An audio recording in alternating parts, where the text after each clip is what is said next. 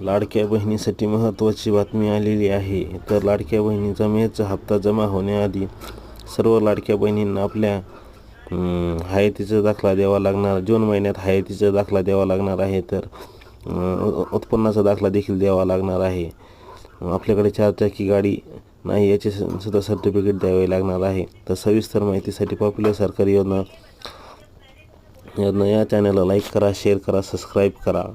आपले आधार card bank नावात फरक असल्या तर आपले नावसुद्धा येणारे पैसे बंद होऊ शकतात. त्यामुळे आपण बँकेतील नाव व आपल्या आधारातील नाव एकच आहे याची खात्री करूनच लगेच व्हेरिफिकेशन करून घ्यावे, KYC करावी.